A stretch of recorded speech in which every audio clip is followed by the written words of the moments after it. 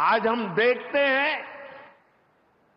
राष्ट्रीय चेतना के संरक्षण और संवर्धन के लिए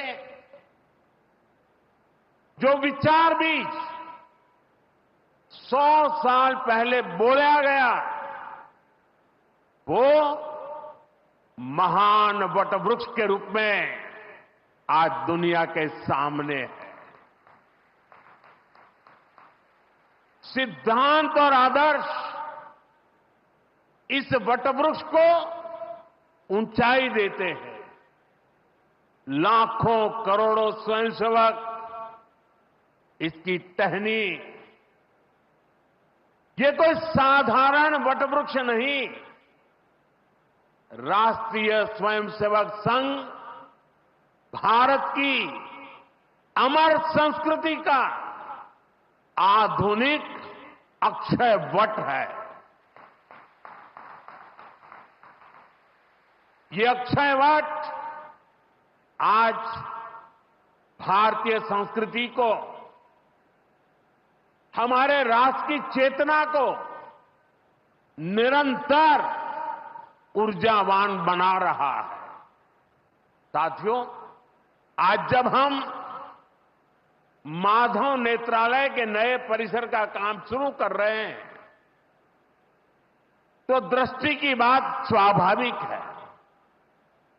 हमारे जीवन में दृष्टि ही हमें दिशा देती है।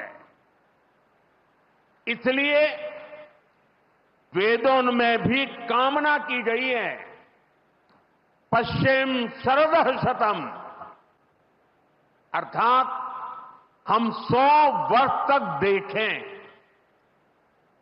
ये दृष्टि आंखों की यानी बाह्य दृष्टि भी होनी चाहिए और अंतः दृष्टि भी होनी चाहिए। जब अंतः दृष्टि की बात करते हैं तो विदर्भ के महान संत श्री गुलाबराव महाराज जी का स्मरण भी होना स्वाभाविक है। उन्हें प्रज्ञाचक्षु कहा जाता था। बहुत कम आयु में ही उनको आंखों से दिखाई देना बंद हो गया, लेकिन फिर भी उन्होंने अनेकों पुस्तकें लिखी थी। और अब कोई भी पूछ सकता है कि जब आंखों से दिखाई नहीं देता है तो उसके बावजूद भी कोई इतने ग्रंथ कैसे लिख सकता था? इसका उत्तर यह है कि उनके पास भले ही नेत्र नहीं थे, लेकिन दृष्टि थी।